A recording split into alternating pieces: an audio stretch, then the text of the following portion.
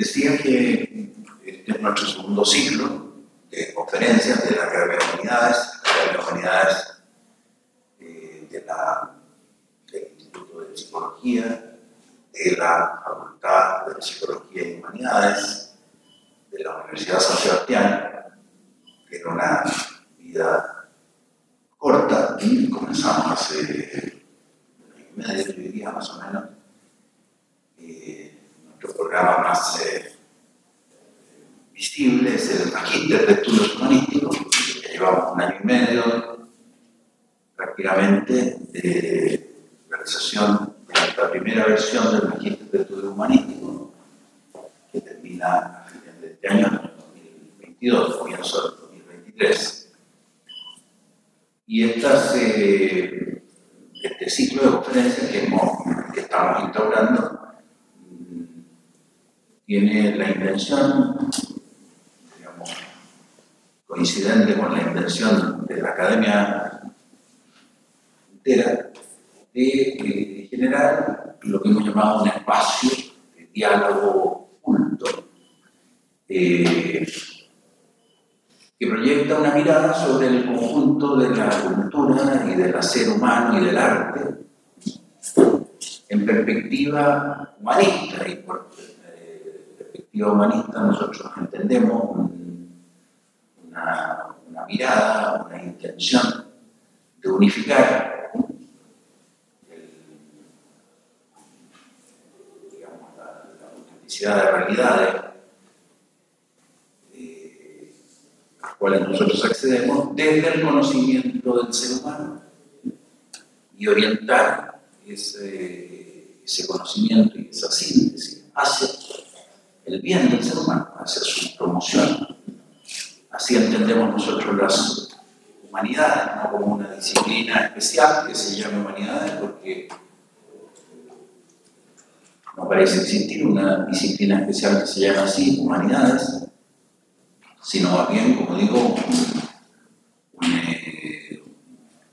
una mirada particular al conjunto de las distintas disciplinas y quehaceres humanos. Es cierto que hay algunos saberes que tienen, por así decir, una vocación especial de integración, y así es como nosotros privilegiamos, no de modo exclusivista, pero sí de modo, digamos, prioritario, la mirada histórica, la mirada filosófica, la mirada teológica, que por su estructura misma, ¿no es cierto?, apuntan a conseguir una comprensión sintética ya sea de la historia, ya sea de la ciencia, ya sea del arte, ya sea de la cultura. Es una pretensión ambiciosa, pero inevitable. Si el ser humano no se animara a responder a ese desafío, podríamos decir que se queda corto. Traiciona su vocación. Eso con respecto a la Academia de Humanidades. Con respecto a este ciclo de charlas, nos hemos propuesto algo que podríamos llamar un ejercicio. Y este ejercicio tiene que ver con el identificar algún tema, algún aspecto de la cultura antigua que aparezca como importante, interesante, y a partir de él intentar dialogar con el tiempo presente, de tal manera de poder percibir de qué manera, ¿no es cierto?, que la cultura antigua puede iluminar al hombre contemporáneo, como puesto aquí nosotros en el título de nuestro ciclo. Y para comenzar, vamos a hacer un ejercicio de pensamiento que yo quisiera que pudiera ser, digamos, no solo una exposición, sino que también un diálogo, una participación activa de todos los que estamos aquí, contrariamente a lo que pudiéramos pensar, mientras menos somos, más se facilita eso. Bien, pero para que una discusión, un diálogo sea interesante, sea vital, hay que nutrirlo, hay que poder aportarle una sustancia a partir de la cual podamos justamente dialogar. Y eso es lo que voy a intentar.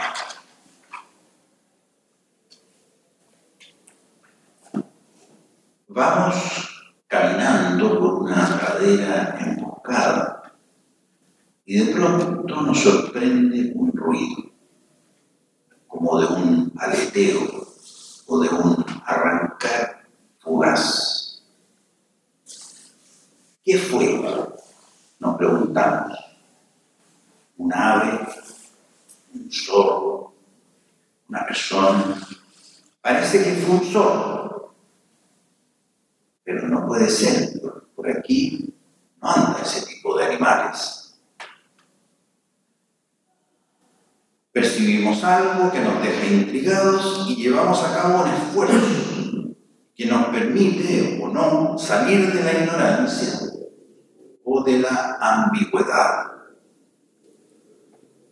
Para alcanzar ese objetivo de averiguación o de desambiguación, necesitamos a veces aproximarnos, fijar la vista, aguzar el oído, degustar, volver a oler o palpar de modo más detenido y atento. A veces la dificultad se nos plantea más allá de los sentidos externos, quizá en la imaginación o en la memoria. Sentí esa voz y pensé que eras tú.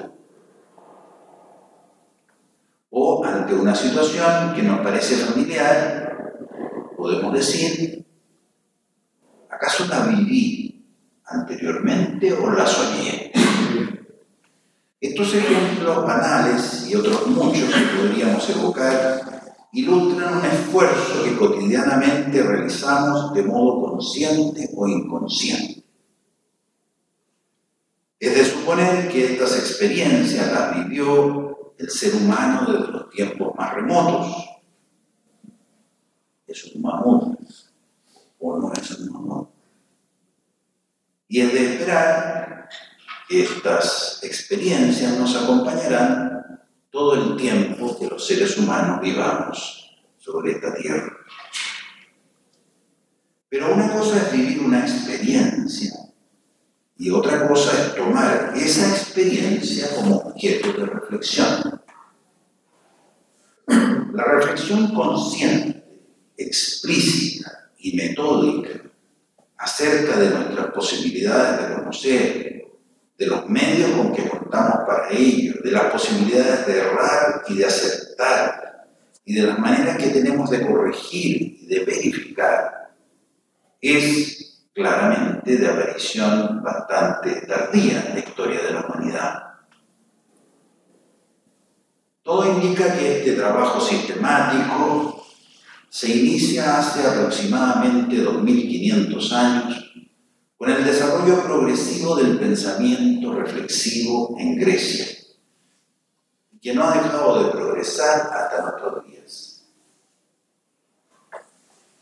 No obstante, lo tardío de la aparición de la reflexión filosófica autoconsciente y sistemática en la Grecia antigua, es forzoso también reconocer que en menos de 2 siglos se da un progreso acelerado que, visto a la distancia, aparece como sorprendente y rápido. 2 siglos, diríamos. Nada. No es que antes de la reflexión filosófica en Grecia no haya habido filosofía. La filosofía acompaña al ser humano desde los comienzos. Lo que decimos es que nace en Grecia de un modo bastante sorprendente esta reflexión autoconsciente y sistemática a la que con el tiempo se le llamará filosofía. Desde las primeras teorías de los fisiólogos y de los médicos griegos hasta las elaboradas doctrinas gnoseológicas, dice relativa al conocimiento, la disciplina, digamos, filosófica que estudia el conocimiento. Entonces, desde las primeras teorías de los fisiólogos hasta las elaboradas doctrinas de Platón y Aristóteles, se asiste a un verdadero salto cualitativo en el pensamiento filosófico, que, sumado a los muchos otros adelantos en la literatura, la arquitectura, el arte, la política y otros, han dado origen a la consabida expresión del milagro griego, para referirse a lo ocurrido en la Grecia clásica en este periodo de la historia. Expresión y consecuencia de lo anterior es el inmenso valor pedagógico que ha tenido y que sigue teniendo el estudio de los filósofos griegos en la formación filosófica. Como es habitual, las primeras teorías acerca de la naturaleza del conocimiento son rudamente materialistas y reducen todo conocimiento al conocimiento sensible. Como es de esperar, en esa perspectiva se elaboran tempranamente diversas explicaciones acerca de cómo las interacciones entre elementos materiales dan cuenta de las captaciones sensibles más elementales de los sentidos externos como la vista, el oído, el tacto, el gusto y el olfato. Y es así como encontramos a los primeros pensadores griegos distintas teorías acerca de cómo operan los sentidos mediante fluidos, mediante la acción de la luz, en fin, distintas hipótesis.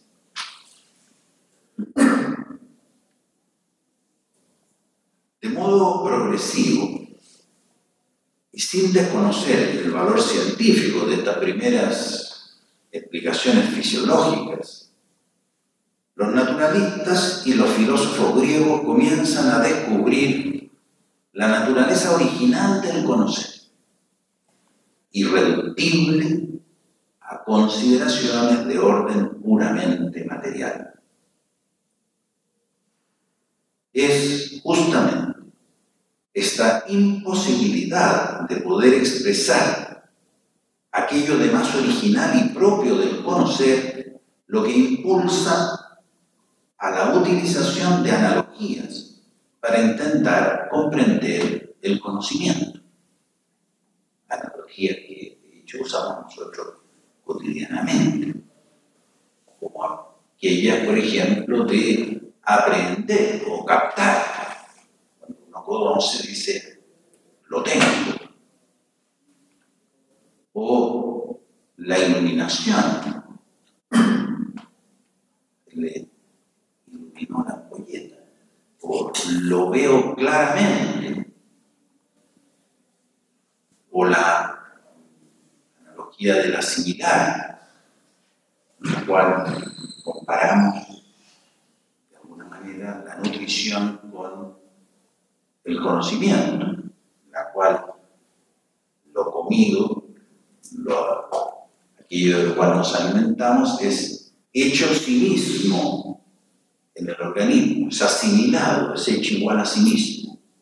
El conocimiento una asimilación de lo conocido en la interioridad del sujeto cognoscente, con una diferencia, con varias diferencias, pero una muy clara, ¿no es cierto?, que en la asimilación nutritiva el objeto asimilado es destruido. En la asimilación cognoscitiva, el objeto conocido permanece intocado. El conocido se produce una transformación en el cognoscente, pero el objeto conocido no sufre transformación. Y por eso usamos esa expresión asimilar para referirnos al conocimiento. Usamos también la expresión de la generación humana, animal. Entonces así decimos que cuando surge una idea ha surgido un concepto, como un huevo fermentado, ¿no es cierto?, que es conceptos, el concebido. De modo análogo, nosotros utilizamos esa analogía para referirnos al conocimiento. O la analogía de abstraer, ¿no es cierto?, que es tomar una cosa y dejar otra atrás.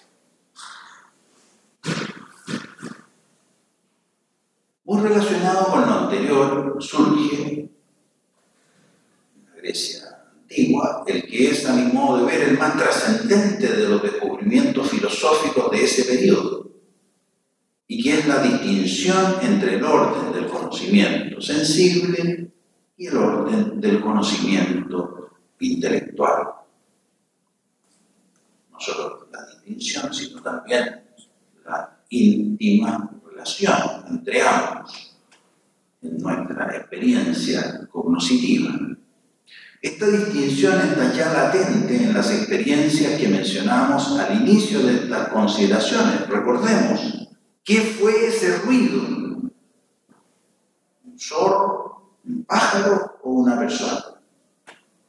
Nos acercamos y descubrimos que efectivamente fue un zorro. Lo que yo primeramente percibí sensiblemente fue un ruido, pero ahora descubro que fue un zorro. Lo que produjo ese ruido, y me encuentro frente a frente ante la presencia del animal. Lo que parecía ser un pájaro o un hombre, ahora me doy cuenta que era un zorro. Esta distinción, para la cual todavía no habían palabras forjadas de manera estable en el pensamiento filosófico incipiente, irá precisándose en términos contrastados como, por ejemplo, apariencia y realidad, percepción y pensamiento, sensación e intelección, fenómeno y cosa, y algunas otras que irán surgiendo paulatinamente en el transcurrir del desarrollo filosófico. ¿Y en qué estamos hoy? Hagamos muchísimas aplicaciones posibles que se podrían hacer este gran descubrimiento, ¿cierto?, del comienzo del filosofar y lo que vivimos hoy.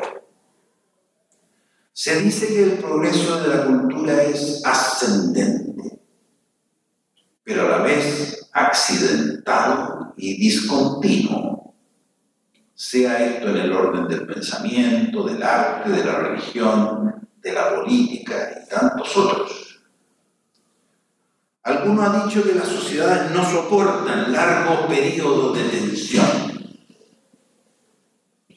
La nuestra, quizá más que una época de tensión, aparece como un momento de relajo, como si a fuerza de progresar, ese ascender comenzara a hacerse tedioso, como si hubiese necesidad de distraerse y de echar todo por la borda.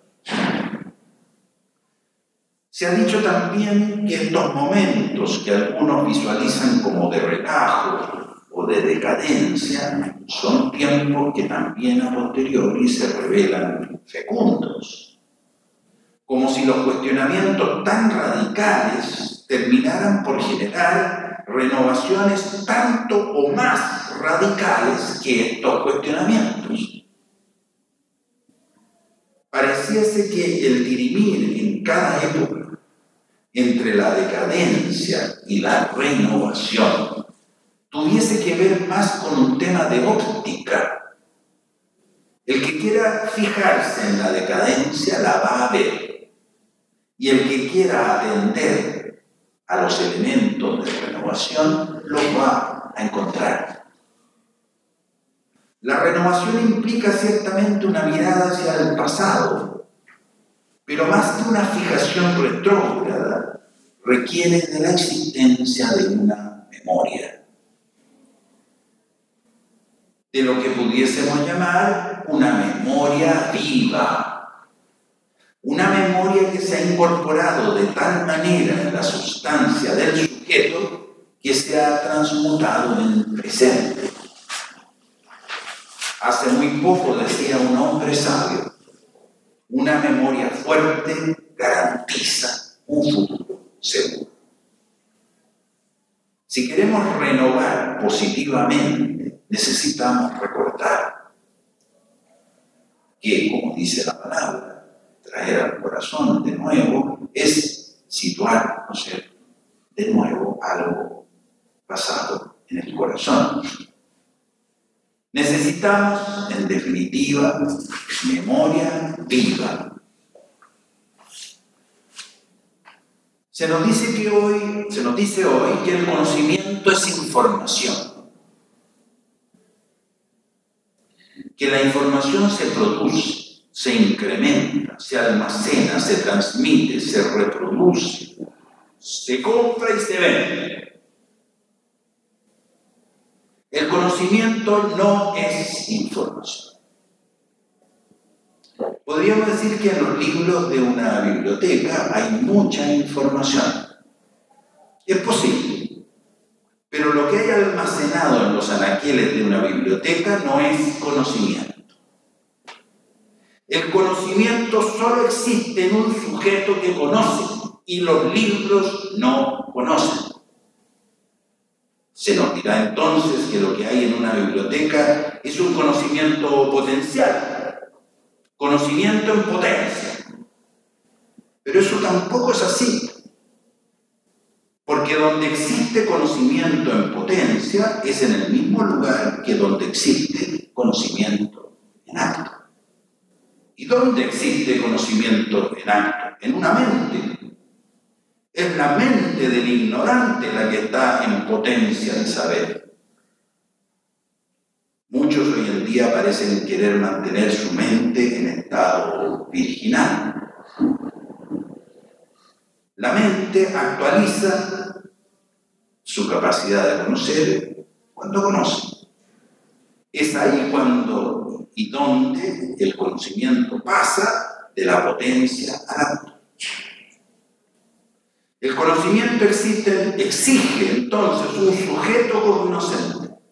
Y en el caso del sujeto humano, este es una perfección de un viviente y de un viviente particular.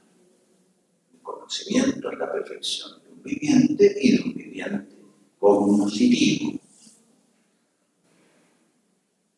Los libros de una biblioteca no están vivos, como tampoco Wikipedia lo está. En realidad, Wikipedia no sabe nada, porque Wikipedia no es un sujeto y no tiene nada que conocer.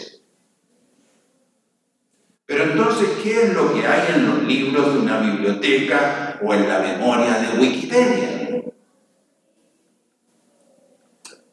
Físicamente, montones de papel con manchas de tinta o su equivalente digital.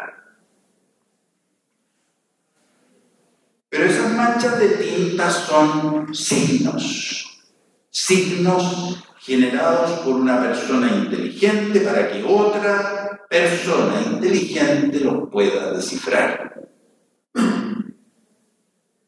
verdad, los signos escritos, como bien viera Aristóteles, 500 años antes de Cristo, más que signos son símbolos, porque a diferencia de los signos naturales, como el humo respecto al fuego o la huella respecto del animal, en los símbolos el poder significador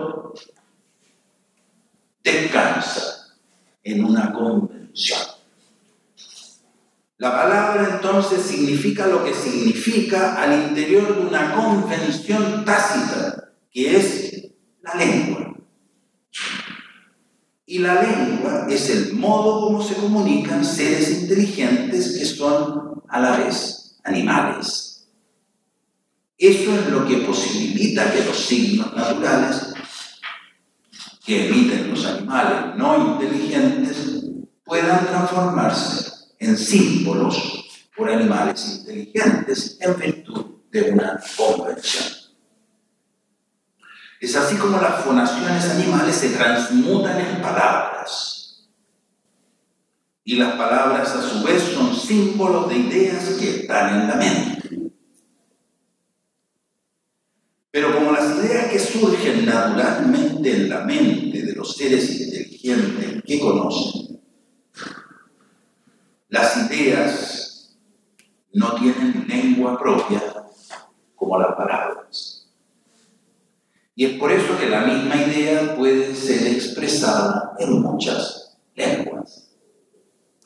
Por ello Aristóteles decía que las palabras escritas o grafemas son símbolos de símbolos. Porque la palabra escrita simboliza la palabra fonética y la palabra fonética simboliza la idea. Pero la idea, que es de la realidad, no es a su vez símbolo de la realidad. Porque la idea no es ni signo, ni copia, ni reproducción de la realidad. Es, algo más, semejanza. Semejanza intencional. La idea no es lo que se conoce, sino aquello por lo que se conoce y en lo que se conoce. La idea es un misterio. Misterio de luz, no de oscuridad. Pero volvamos al tema de la información, que parece conocimiento, pero que no lo es. Si lo que se almacena en los libros son manchas de tinta y en los computadores su equivalente electrónico, ¿cómo debemos pensar entonces la información? Por lo pronto, si ni los libros ni los ordenadores son sujetos animales, ni animales inteligentes, entonces ni los libros ni los ordenadores conocen, ni tampoco tienen memoria, más que en un sentido puramente metafórico. Además está decir que si no hay mente en las máquinas, ni memoria, ni afectos, ni un organismo unificado, tampoco hay en ellas inteligencia, más que de un modo puramente metafórico. Hablar entonces de máquinas inteligentes tiene mucho menos sentido que decirle a una mujer que es una reina. Porque una mujer puede ser verdaderamente una reina y en muchos sentidos reales, y una máquina jamás podrá ser inteligente y en ningún sentido real. Las máquinas llamadas inteligentes no son más que herramientas, que es otro modo de decir que en la realidad física no son nada. Solo son algo en la medida en que dicen relación a la acción libre del ser humano. Podríamos decir que solo tienen realidad al interior de la antropósfera. Pero las que llamamos máquinas inteligentes, podríamos decir con algún sentido real, que son máquinas que tienen metida dentro de ellas mucha inteligencia. Hay muchas horas de inteligencia gastadas en ellas. Son máquinas altamente sofisticadas. Pero como buenos instrumentos, ellas no ejecutan nada.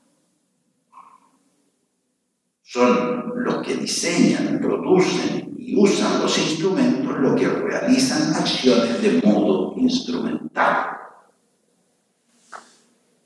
No es el refrigerador el que enfría los alimentos, es uno el que enfría los alimentos sirviéndose del refrigerador.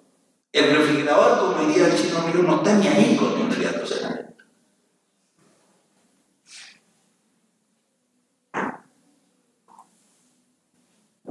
¿Debemos temer a las máquinas? Absolutamente no. A los que debemos temer es a aquellos que diseñan, construyen, difunden y usan las máquinas. Esos sí son temibles.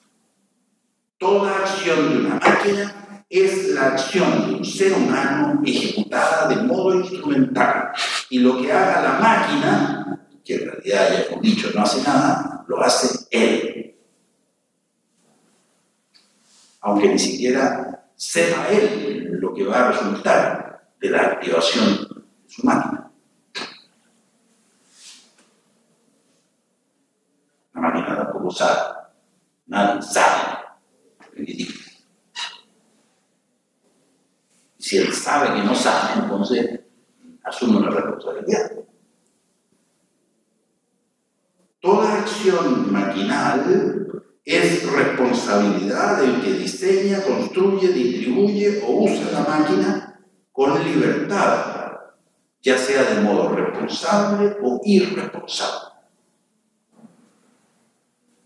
A los que debemos temer es a nosotros mismos, sobre todo cuando operamos, como dice el adagio, sin Dios ni ley.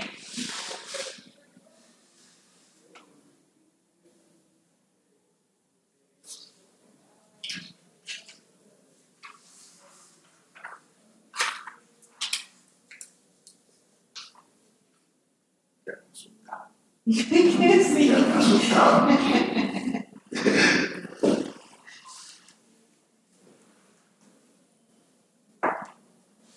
Preguntas. Objeción. Comentarios. Rodrigo. Bueno, gracias Alejandro por la exposición. Por iniciar este ciclo también, que siempre hay valentía en hacer el primero. Así que yo pensé dos cosas, ¿no? Una a propósito de lo último, las máquinas. Una cuestión que ella usa probablemente es coincidente con lo que tú has dicho, ¿no? Hay muchos fundamentales de arquitectos que dicen que cuando el computador tiene un problema, no lo tiene el computador, sino lo tiene el usuario del computador. Cuando digamos, el computador, nosotros decimos, está pensando, pero en realidad no piensa. Es simplemente el usuario del computador que tiene un problema con su instrumento.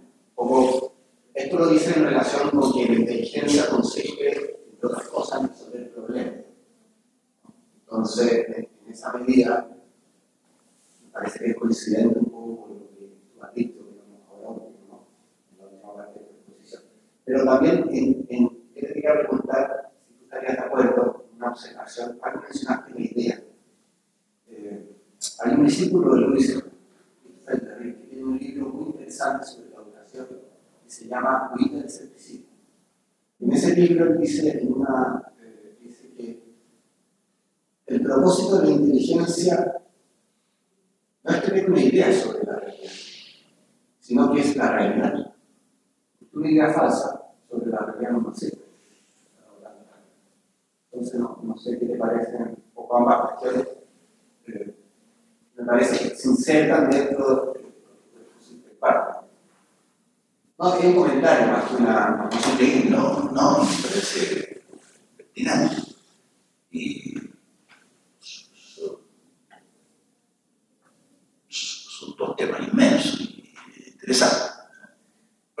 el primero,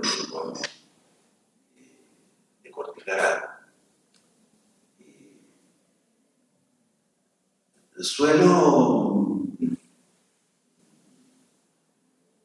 contradecir una fuerza cuando se plantea esta definición, ¿no es cierto?, de la inteligencia como la capacidad de resolver problemas.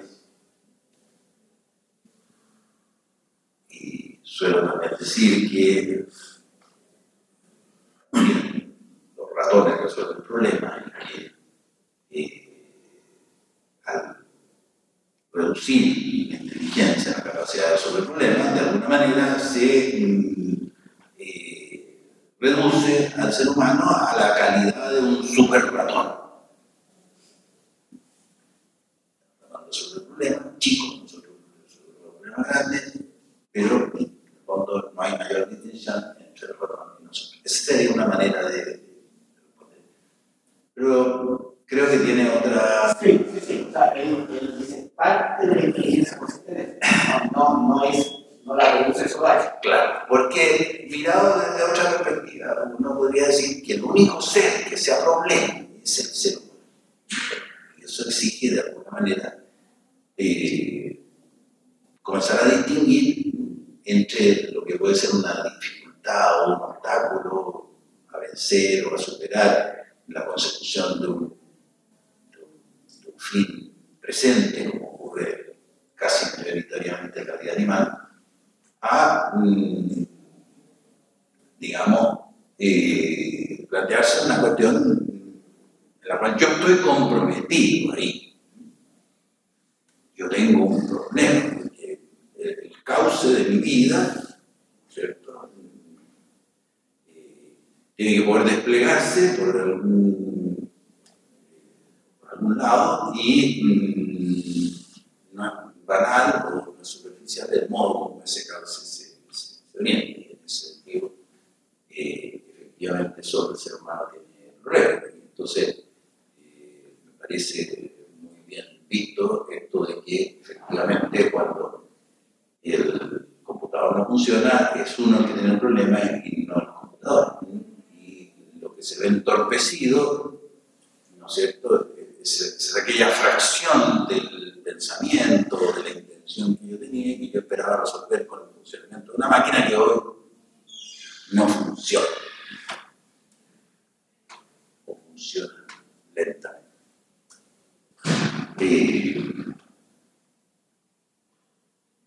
Bien, por responder un poco a la primera observación tuya, me comentario. Se puede decir mucho más del tema de los problemas, pero dejémoslo ahí. En los cursos de ética médica nosotros solíamos introducir la discusión tratando de que los alumnos distinguieran la diferencia entre lo que era un problema técnico y un problema ético. Que era un problema que, o una cuestión que los médicos no vemos, o no nos gusta ver, porque estamos familiarizados con el uso de la técnica y por lo tanto los problemas éticos parece que no fueran de nuestra incumbencia, lo que esquivamos. Hay médicos que son verdaderos artistas de esquivar cuestiones éticas. O sea, yo diría que ni el mejor de los toreros puede, digamos, hacerlo mejor que ellos, o que yo mismo alguna vez cuando ejercí la medicina. Claro, no es fácil percibir que, digamos, no es que los problemas éticos estén aquí, los problemas técnicos estén acá, sino que en el fondo toda acción humana tiene una dimensión, toda acción humana, ¿no es cierto? No toda acción, pero las acciones técnicas. Las acciones técnicas tienen una doble cara, ¿no es cierto? Una cara técnica y una cara ética. Lo que pasa es que a veces la cara ética no pone problema. O a veces el problema es la cara técnica, o a veces las dos son complejas. Por eso la gente cree que la ética aparece cuando hay problemas. Hay un problema ético, que llamen al ético para que resuelva el problema. Estábamos bien hasta que apareció el problema ético. Entonces, traigan al especialista para que resuelva este problema. Lo cual también es un gravísimo error de perspectiva. Lo que pasa es que la dimensión ética es tan connaturada a nosotros y estamos tan habituados que en lo general no nos ponga problemas que cuando nos pone problemas, entonces nos la enfrentamos con ellos. ¿Por qué me complica la vida si yo soy lo mejor que hay en el planeta? Te pones a cuestionar mi figura omnipotente. Estoy caricaturizando el tema. Bien.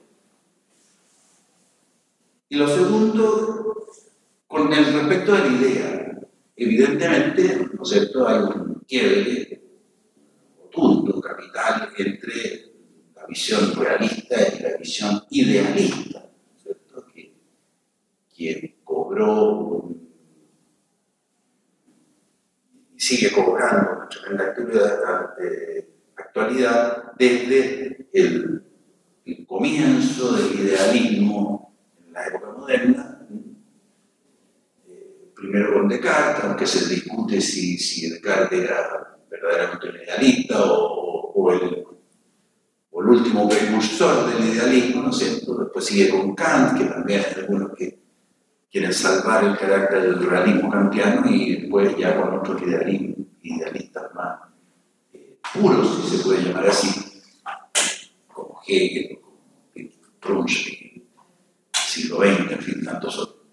Y efectivamente la diferencia radical es con respecto a el rol que juega el pensamiento en el conocimiento de la realidad.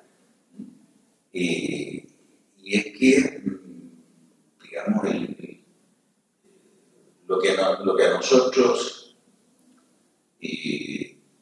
lo que primariamente se nos da a nosotros es la realidad.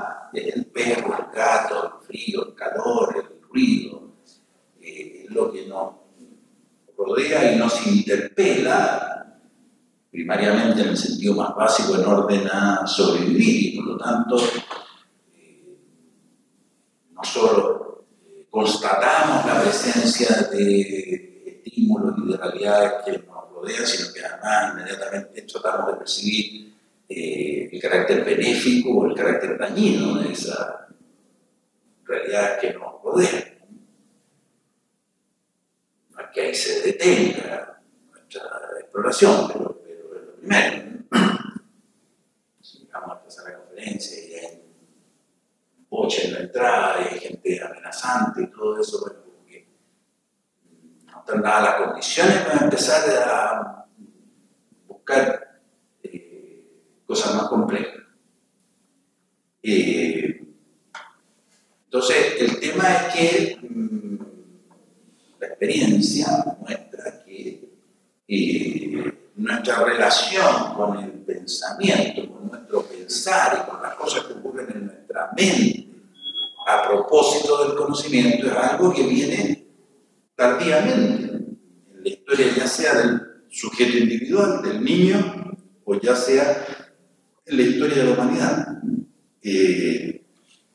Ahora, justamente ha sido descubrir o el poner a nuestra propia actividad mental como objeto del pensamiento lo que ha llevado en determinada época a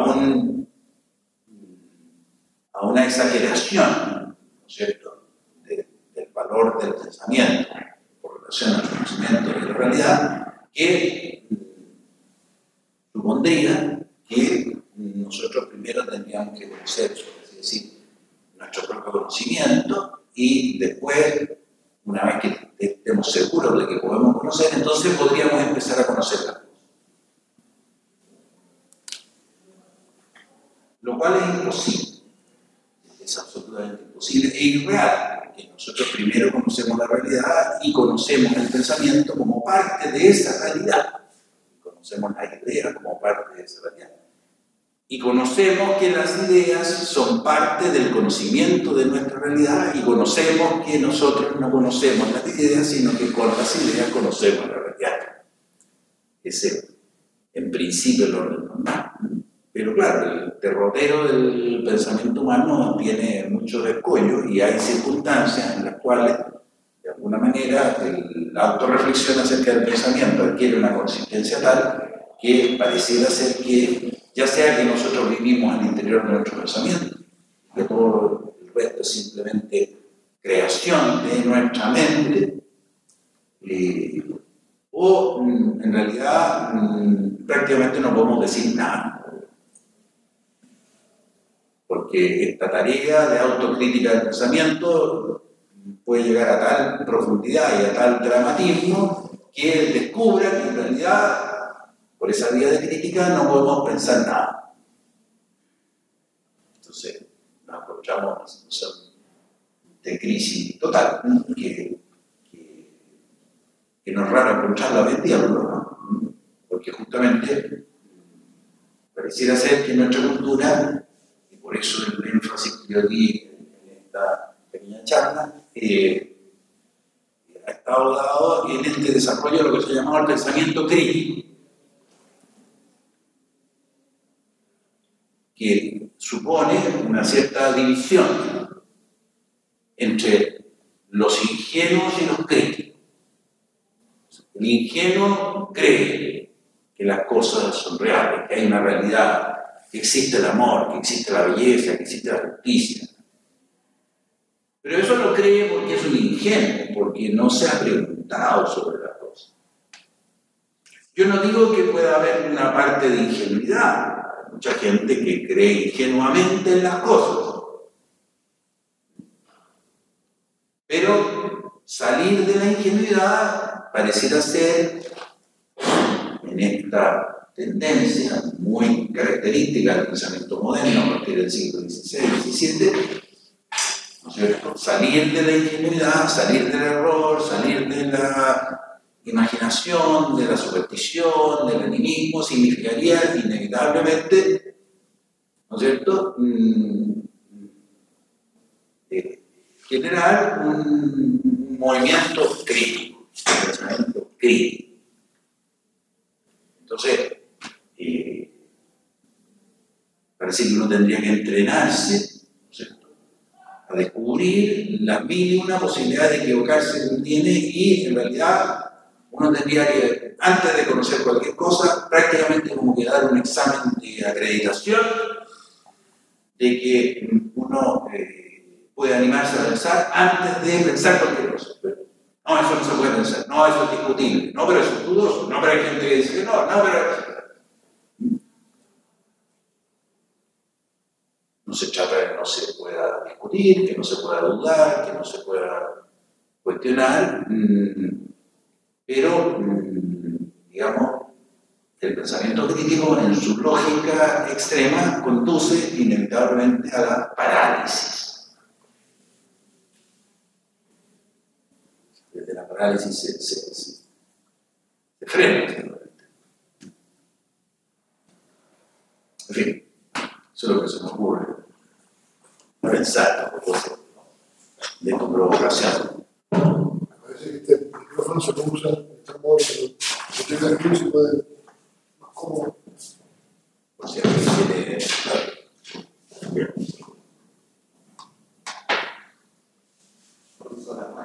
Bien.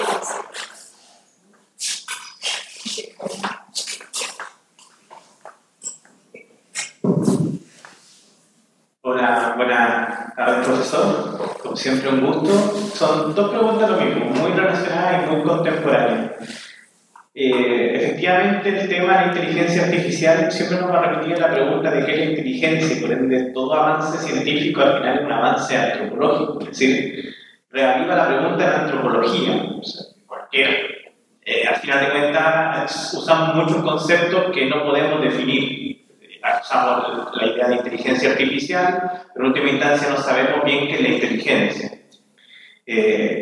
Pero por lo mismo, también esta crisis de la inteligencia artificial, la aparición de estas redes neuronales y todos estos conceptos que se usan en el ámbito científico para intentar analogar lo que ocurre dentro del ser humano, de un carácter metafísico en última instancia, nos hace preguntarnos, por ejemplo, ¿qué pasa con los animales? O sea, mi punto es, nosotros nos damos cuenta que algo pasa con la inteligencia artificial y que en última instancia la experiencia cognitiva que tienen los animales, o estudiarla, o preguntarnos respecto del mundo interior de los animales, echa luz a cómo el ser humano entiende, o no, es decir, como este tercer término que aparece, que es la técnica, la ciencia y la inteligencia artificial, además del avance que tenemos en la capacidad de estudio de los animales, hace que valga la pena estudiar la cognoscibilidad de los animales para echar luz sobre el conocimiento humano, y si es así, descubriremos que somos más cercanos a él o más lejanos, es decir, es el conocimiento humano una especie de milagro sustancialmente diferencial de lo que pasa dentro de un animal, o somos una especie de perfección evolutiva de aquello que podríamos nosotros encontrar si estudiamos al elefante, al pulpo y otros animales. Y al mismo tiempo con eso, y para cerrarla, y también las investigaciones actuales en la búsqueda de vida espacial. Si bien allá en Marte no se ha encontrado absolutamente nada, pero durante los próximos siglos probablemente esta carrera espacial va a continuar. ¿Qué pasa si encontramos un ser cognoscente no humano allá afuera? ¿Es también una persona? No en el sentido de que le vamos a hacer una cuenta RUT, sino en el sentido de que efectivamente, por el mero hecho de que usted comenta que es un ser cognoscente, un ser que se hace preguntas, ¿también tiene un valor ontológico igual al ser humano? ¿O estaríamos frente a otra categoría? ¿Estaríamos con un animal sofisticado? ¿O efectivamente tendríamos que aplicar criterios morales del mismo modo que deberíamos aplicar entre nosotros? Gracias. Sí, yo diría que, sin lugar a dudas, que el estudio de la mente animal es fundamental en el camino a descubrir nuestro propio conocimiento, ¿no? El ser humano conoce por contraste, por comparación, ¿no? Y justamente de ese contraste y de esa comparación surge el reconocimiento de la propia identidad. Por lo tanto, yo diría que es esencial. Y yo creo que lo que ha pasado en la contemporaneidad, más allá del tema de los derechos de los animales y todo el sentimentalismo que surge en torno a eso, o que ha surgido en torno a eso, creo que lo que hay en la vida moderna es un desprecio de la mente animal. Y es lo que uno ve en el fondo en la línea ideológica, ¿no? Descartes, cuando hace esa distinción radical entre dos órdenes de cosas que existen en la vida. Hay dos tipos de cosas: la res extensa y la res cogitans. No hay más. La res cogitans, ¿no es cierto?, es realidad pensante, y la realidad extensa, extensión y pensamiento. Por lo tanto, a la pregunta ¿qué soy yo?, Descartes responde de una manera indubitable, porque eso es justamente lo que busca. Descartes está acuciado por la incertidumbre. Parece que todos los conocimientos que la humanidad ha desarrollado antes que él conduce a un estado de perplejidad e incertidumbre, y él quiere un conocimiento seguro. Entonces, cuando después de sus meditaciones él llega a estas conclusiones, ¿no es cierto?, él puede finalmente responder a la pregunta ¿quién soy yo? Y a la pregunta ¿quién soy yo?, él responde: yo soy un ser que piensa. Yo soy realidad pensante. Entonces, podríamos preguntarle acá, oiga, pero ¿solo eso? Bueno, dice, reconozco que hay una realidad extensa. Y después de una minucioso análisis crítico que él hace de las sensaciones, la cual primero desacredita todo valor de conocimiento que pueda partir acerca de lo que nos puede dar la sensación y poner en duda la existencia de mi cuerpo desde la mente, tiene que realizar un proceso muy complejo para poder demostrar que yo tengo cuerpo. Por lo tanto, no es evidente para Descartes que él tenga cuerpo.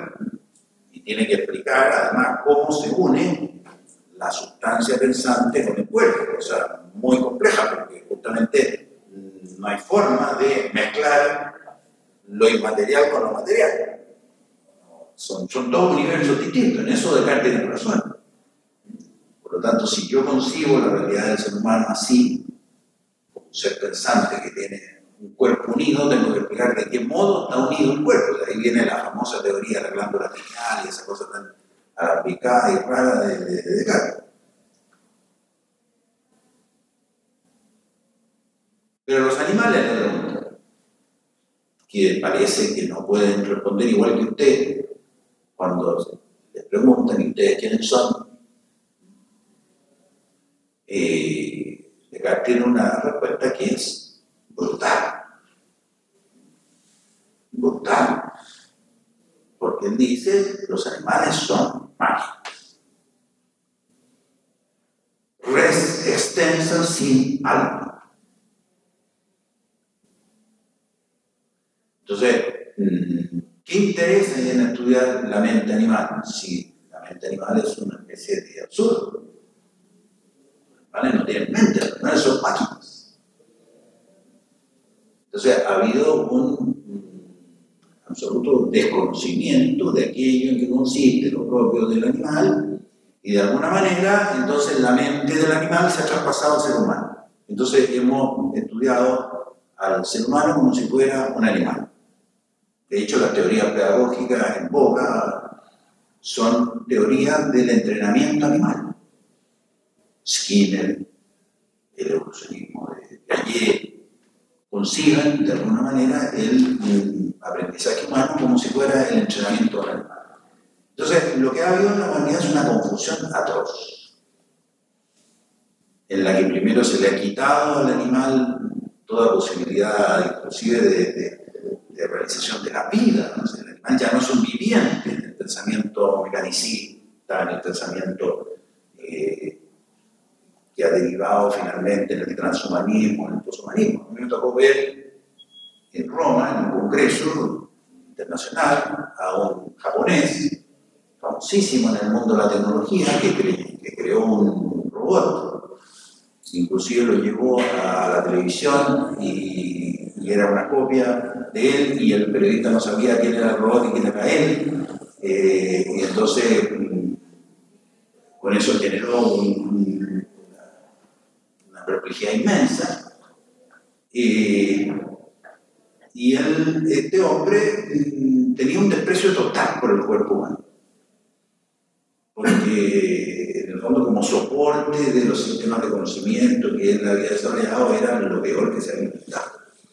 Entonces pensaba que era mucho mejor el silicio, varios metales, y él pensaba que en realidad estábamos, por así decir, contando los últimos días del modelo de carne y hueso que tenemos ahora, porque lo que viene es el modelo del sílice y del carbono y de todas estas cosas.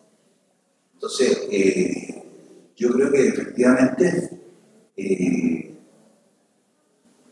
hoy en día la biología moderna, la filosofía de la biología y la psicología no saben mucho cómo concebir al sujeto pensante. Y por eso más bien se lo mide por los resultados empíricos que produce. Entonces, una especie de caja negra. Así decía, bueno, el conductismo norteamericano afirmaba eso literalmente, que la mente era una caja negra y que uno tenía que ponerle un input y esperar un output y manejar las cosas de esa manera. Y el condicionamiento condicionamiento de los niños, y según Skinner podríamos manejar toda la vida social con el condicionamiento operante. Cosa que no está tan lejos de lo que ha ocurrido. Todo el tema de los incentivos. Esto de los incentivos económicos, el incentivo, tú pusiste mal los incentivos, por ejemplo, discuten a veces los políticos, ¿eh? Te equivocaste donde pusiste los incentivos. Eso es el lenguaje de entrenamiento animal. Eso es Skinner entrenando palomas. Te equivocaste en los incentivos, entonces por supuesto produjiste un problema político. Y cuando tú te ponen un incentivo económico a la publicación, pensar que el académico es un ser que busca sobrevivir, y entonces si ante la posibilidad de una remuneración económica por su producción logra sobrevivir, entonces eso es lo que tiene que hacer. Ahora, ¿qué es lo que publica? ¿Qué importancia tiene con respecto a la generalidad del conocimiento? ¿Cómo se relaciona ese conocimiento con los demás? Lo importante es que hay un ranking en el que yo tengo un número de publicación, una determinada puntuación. Entonces, efectivamente hoy en día asistimos a una confusión inmensa. Ahora, ¿qué es lo que pasa en una eventualidad, lo que pudiéramos llamar filosofía ficción? Yo me he entretenido en ese tema de la filosofía ficción. Y claro, yo creo que hay que asumir lo que uno piensa. Pongámonos en el caso del animal. Dice, pero es que los delfines son muy inteligentes. Entonces, ciertamente que los delfines son sorprendentes y son maravillosos. Y son normales, y conocen, y sienten, y recuerdan, imaginan. Y por lo tanto, la interacción que nosotros podemos ver con animales es espectacular, extraordinaria. Pero claro, no hay nada en el delfín que nos muestre que el delfín es un ser inteligente. Claro. Si el ser inteligente mañana se reunieran y que no había tenido un problema, ¿sabes qué más? Los hombres nos han maltratado últimamente todos estos años y la verdad que esto no puede seguir así. Tenemos que ir a hablar porque, sí, se sabe. Claro, nos cuesta hablar porque tenemos una trompa y entonces eso, pero podríamos desarrollar con un grito, podemos hacer un código y perfectamente. O sea, el problema del habla de los animales no es un problema de las cuerdas vocales, no es un problema fonatorio. El caballo puede hablar golpeando, podría hablar golpeando la pata en el suelo. Como decía un filósofo, la razón por la que los animales no hablan es porque no tienen nada que decir. Porque si tuvieran que algo que decir, lo dirían. Y para eso tienen un juicio con respecto a la realidad. Entonces, la pregunta tuya es, si yo descubriera mañana que los delfines son seres inteligentes, yo les abro una cuenta roja. Tiro. Porque son seres humanos. O sea, si un ser humano es un animal inteligente, un delfín inteligente es un ser humano. Y un marciano inteligente es un ser humano. A menos que sea un marciano inmaterial. Ahí ya estaremos interactuando con ángeles y ya el tema se complica. Pero ¿cuál es el problema? Si justamente la maravilla de la inteligencia, o sea, es que no nos hacemos cargo nosotros de lo que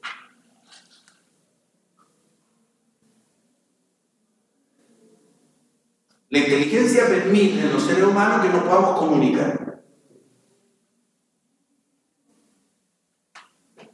Porque podemos compartir un mismo contenido mental, que están distintas mentes, ciertamente, pero refieren a una misma cosa. Entonces, ¿qué es lo que primero hay que pensar con respecto a un hipotético ser extraterrestre que fuese inteligente?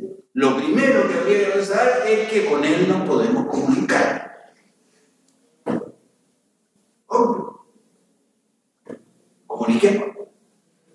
Conozcamos. Nosotros le contamos lo que nosotros hemos vivido en la vida y él nos va a contar lo que ha vivido en otras partes.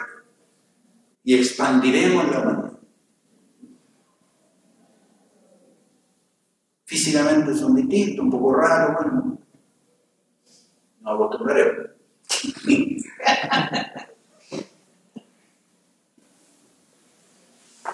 Sí. El lado de la máquina y el ser humano, bueno, yo pienso que el ser humano tiene como algún tipo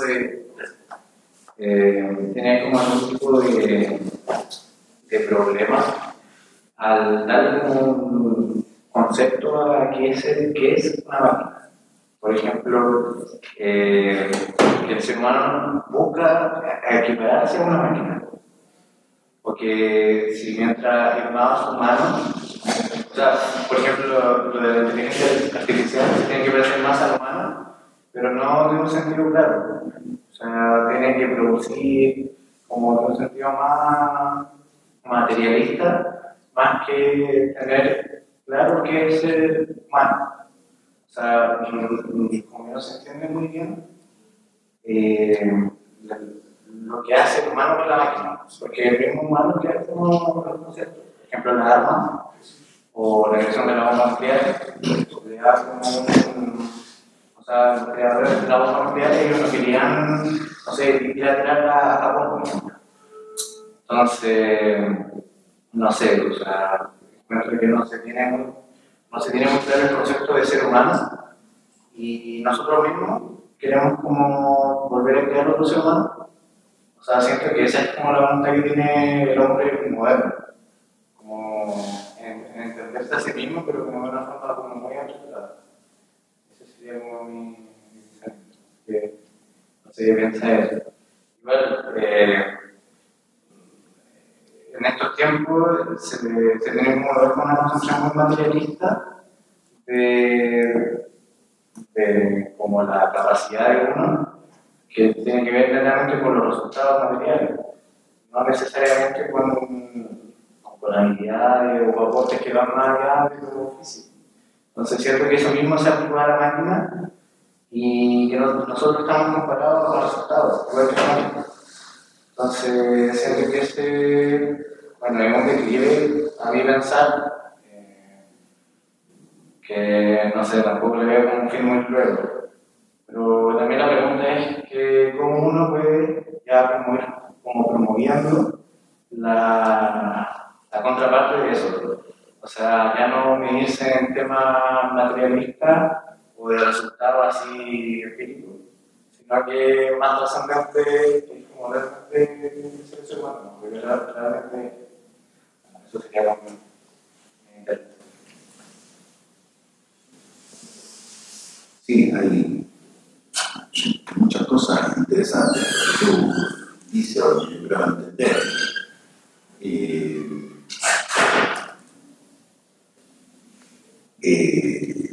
Yo recuerdo cuando era estudiante, había un científico chileno que ya en ese momento era conocido, era el profesor Humberto Maturana. Tuve la ocasión de conversar muchas veces con él, de ir a sus clases y todo. Y entonces, el libro, claro, es de Maturana, es de máquinas y seres vivos. Y en ese libro Maturana pone que los seres vivos son máquinas y que en realidad la distinción que hay en el mundo entre máquinas autopoyéticas y máquinas alopeyéticas. Los seres vivos serían máquinas autopoyéticas y nosotros seríamos un tipo muy sofisticado de máquinas autopoyéticas. Ahora, ese planteamiento es sorprendente, porque de 400 años atrás o 500 años atrás, lo primero que uno decía, bueno, funciona en el mundo natural, esto está entre los seres vivos y los no vivos, y después está el mundo natural y el mundo artificial. El mundo artificial depende del mundo natural, en particular de un sujeto que hace artificios, que hace artilugios, que es el ser humano, pero que es un universo que surge de lo humano y sirve a lo humano. O sea, la máquina surge como una prolongación de las extremidades del hombre, de distintas funciones que el hombre hace, en orden a poder realizar de una manera más fácil, más rápida, más segura ciertos objetivos y por lo tanto liberar al ser humano de ciertas cosas que lo limitan, que lo esclavizan, para que el ser humano pueda dedicarse a pensar y a hacer las cosas superiores, al arte, a la música, a ver a los amigos. Sin embargo, a partir de cierto momento, y vemos la tremenda dependencia que hay entre el pensamiento, por ejemplo, natural y Descartes. Lo primero que se le ocurre natural es comparar el cerebro con una máquina. Cuando lo primero que uno se le ocurría en la época clásica era más bien decir el ser humano es un tipo de ser vivo. Y voy a construir unas máquinas que de algún modo imitan al ser vivo. Entonces, podríamos decir que en cierto sentido la idea que hay es que hay una cierta posibilidad de mirando al ser vivo, generar ciertas máquinas. Ahora, a partir de un cierto momento parece que como que todo se invirtiera y como decías tú, parece que hoy muchos seres humanos quisieran poseer cualidades de máquina. Como que les facilitaría la vida, como que les potenciaría la existencia. Lo cual es sorprendente, francamente sorprendente, porque es un poco lo que ha pasado es que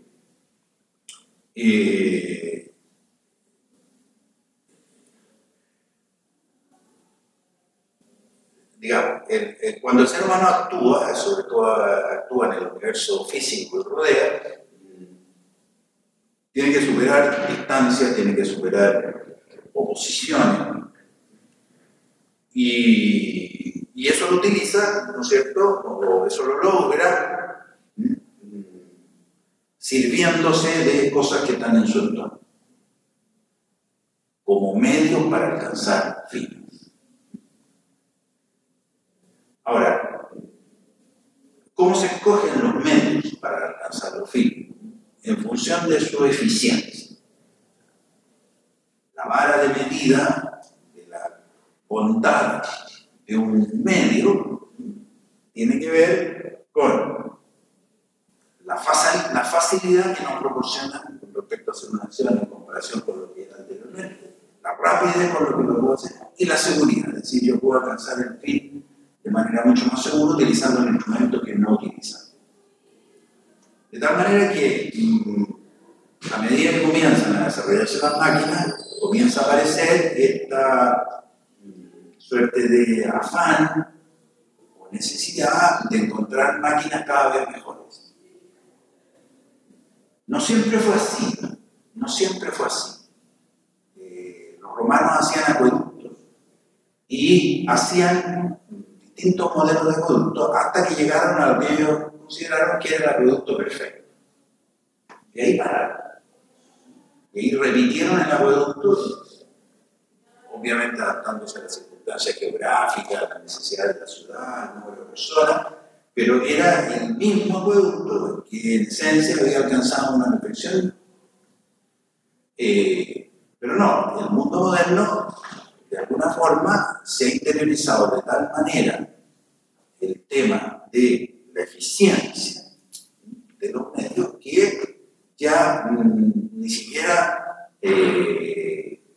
digamos, valora el haber alcanzado un determinado fin, sino que si el haber alcanzado ese fin no se logra utilizando los valores técnicos de la rapidez, la eficiencia y la facilidad, entonces le parece que ese fin no tiene demasiado valor.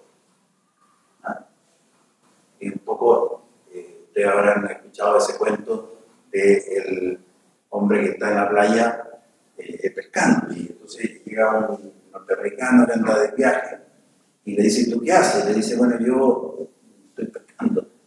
Bueno, ¿y cuánto pescas? Bueno, yo pesco un pez al día. Dice: pero hombre, si tuviera 2 cañas, podría pescar 2 peces al día y así podría comerte uno y el otro lo podría vender. Entonces el tipo le dice: bueno, ¿pero para qué? Dice: bueno, si tú pescas 2 peces, con el que vendes, vas acumulando tu dinero y te compras un bote, y entonces ya no puedes pescar 1 pez en el día, sino que pescas 10 peces en el día. Yo no decía: bueno, pero ¿para qué? Bueno, que si tú pescas con un bote 10 peces en el día, te puedes comprar otro bote, al final compras 10 botes, hace una flotilla y finalmente suma y sigue, te hace rico. Y entonces el tipo le dice: bueno, ¿para qué? Bueno, dice que ya siendo millonario yo puedo tenderme guata al sol a pescar. Y el tipo le dice: pero si eso es lo que yo estoy haciendo.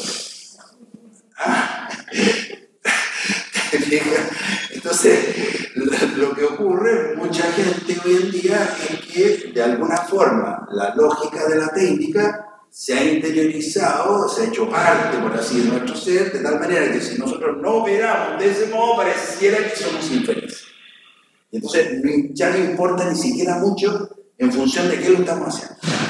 Entonces, hay una inversión en la cual, en vez de el ser humano tener la máquina a su servicio y solo a su servicio, ¿no es cierto?, ha comenzado a hipertrofiar las máquinas, tratando de colmar una cierta insatisfacción que en definitiva lo hace cada vez más esclavo y menos libre con respecto a las cosas.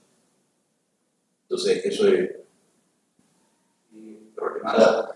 El tema de la insatisfacción, bueno, me puedo observar de que el mismo ser humano no puede cómo abordarlo. O sea, ya no se sabe cómo abordar eso, esa insatisfacción, ni siquiera a través de la máquina. O sea, existe como un bucle de placer y instante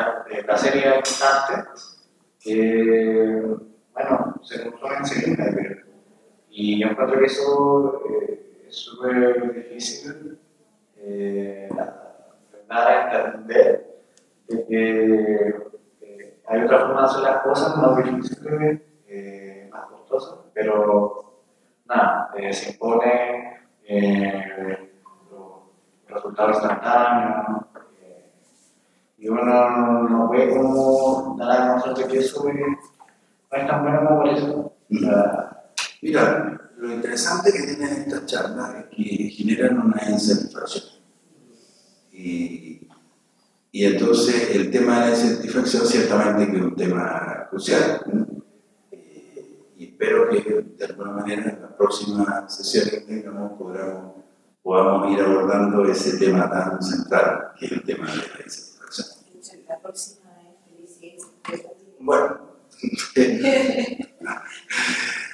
Bien, yo creo que estamos a la hora. Seamos fieles a nuestro propio límite. No nos perderamos y